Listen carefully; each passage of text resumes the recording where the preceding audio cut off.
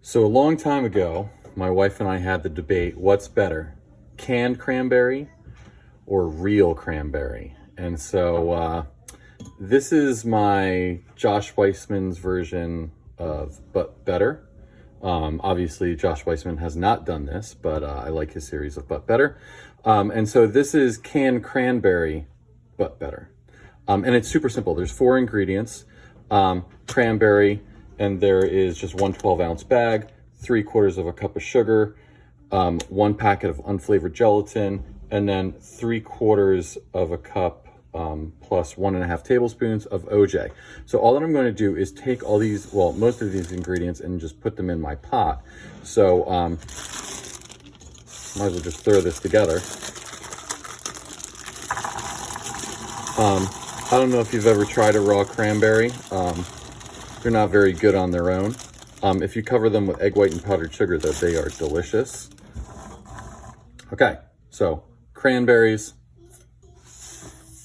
sugar, and then I'm going to pour, this is 3/4 cup plus 2 tablespoons. So I'm going to pour everything off except about 1/4 cup.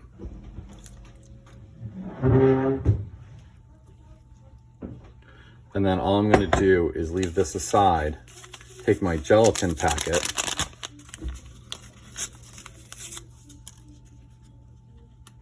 and sprinkle it on. And this is going to bloom my gelatin. Okay? And then I'm going to take this and put on the stove and just cook it down until all the cranberries pop and it's nice and syrupy. Okay. So I cooked it down low and slow, and you don't want to go too fast because it'll boil away the liquid. It did get a little thick at one point, so I added about 1/4 cup of water. But this is what it should look like when it's done. And most of the cranberries should squish, or if you were to press down on them, they would squish, which is fine. So at this point, all that I'm going to do is put it through this fine strainer. If we were at school, I would be putting it through a chinois. And then I'm just going to use a rubber spatula and just push it through. And this is probably the worst part of making this. When we make this at school and we make a giant batch, we literally take turns so people don't get tired of it. And then you're just going to push it back and forth. So all I'm going to do is just push it through this strainer, just going back and forth, and that's going to push it through. And it's going to take a little bit of time, and it's going to leave the skins behind. So I'll see you in a couple minutes. So I pushed all the cranberries, well, the pulp through the, well, not the pulp, the insides, through the strainer, and all I have left are basically skins. And so these go in the garbage, and I even scraped off the bottom here to get everything off. And then all that I'm going to do is take what I have in the bowl, and I'm going to put it back in the pot. And then I'm going to add my gelatin to that, my gelatin and my little bit of OJ mix. And I'm going to bring that back to a simmer just to make sure that it's throughout the entire mixture. And if I feel like at this point it needs adjusting, once it gets hot, I can do that then. It should be a thick mixture that is just pourable. That's probably the best way to describe it. So what I'm going to do is take this, I'm going to add that. This is our bloomed gelatin. See, I got all of it out. Just going to mix that in and bring it to a simmer. The reason you want to bloom it first is because otherwise you could have clumping. And the last thing that you want when you eat something like this is a clump of gelatin. So see you in a minute. So this came to a simmer. You see it is nice and lovely. And then we have, these are the normal containers that I put it in. Normally we have a large Thanksgiving dinner with a lot of family. That's not going to happen this year. This is when I need a lot of it. This is like a figgy pudding container. So this year, I'm just going to use a little bowl.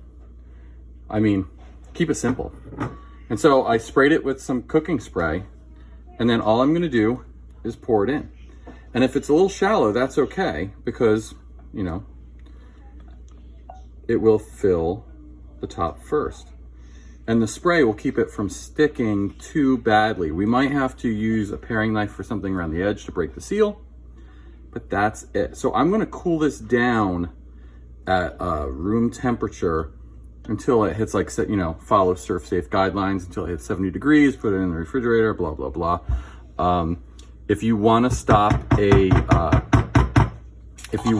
from making a skin, this is the point that we would put plastic wrap on it, and then that will stop the skin from forming. I'm gonna be honest, I don't normally do this, just because it's on the bottom and no one sees it. But we'll do it just because I'm doing a video. And you don't want to press it in, but you do want to press it down onto it, and you can kind of let it, like, there we go. And you can see where it is, where it sticks. There we go. And that's it. And I'll see you tomorrow when we unmold it. It is Thanksgiving, and this is sat for about 12 hours in the refrigerator. And so all I need to do is peel the plastic off. And see how it made a little bit of a line. I'm gonna try and just break the seal a little bit around the edge. I could use a knife to do that. If you're gonna do that, make sure that you are cutting towards the bowl and not into the jelly.